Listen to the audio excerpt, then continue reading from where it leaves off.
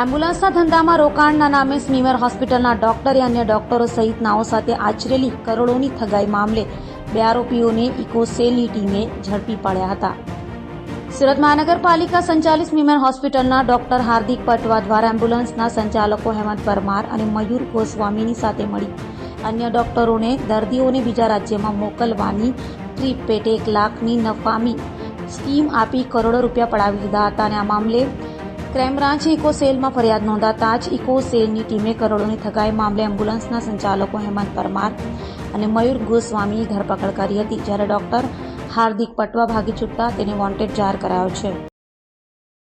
DCB police station ખાતે કપિલ કુમાર અરવિંદભાઈ સહાણે નાઓએ ફરિયાદ આપેલ કે તેઓએ એમ્બ્યુલન્સના ધંધા માટે એમના મિત્ર હાર્દિક રમેશભાઈ પટવા નાઓ સાથે મળેલ અને તેઓએ જણાવેલ કે એમ્બ્યુલન્સના ધંધો કરવાથી એની અંદર 50% ફાયદો રહે છે. રોકાણ કરશો તો એમાં 50% ફાયદો રહેશે અને 2 વર્ષની અંદર તમને તે નફો આપી દેવામાં આવશે અને મૂડી રકમ પરત કરવાની થશે તો પણ એ પણ આપી દેવામાં આવશે.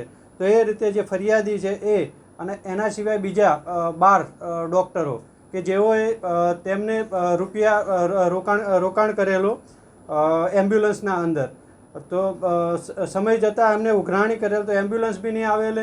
તો પછી ત્યારે આમને જે ફરિયાદીને JSW સર્વિસ છે JS સ્ટીલ લિમિટેડ કંપનીનો ખોટો અને બનાવટી કોન્ટ્રાક્ટ બતાવેલો કે જે અમારે 8 એમ્બ્યુલન્સ ત્યાંથી હૈદરાબાદની કંપની છે ત્યાંથી અને લાવવાની છે તો તમે રોકાણ કરો તો આમને રોકાણ કરેલું તો એ રોકાણનો વળતર નહીં આપેલું તો ફરીથી એમને કહેલું તો એમને એક નોટરી કરી આપ્યો કે અમે તમારા જે રૂપિયા લીધેલા છે તે રૂપિયા પરત આપી દઈશું. પરત નહીં આપતા એમને એપ્લિકેશન આપેલી. એપ્લિકેશનના બેઝ ઉપર ગુનો દાખલ કરવામાં આવેલો.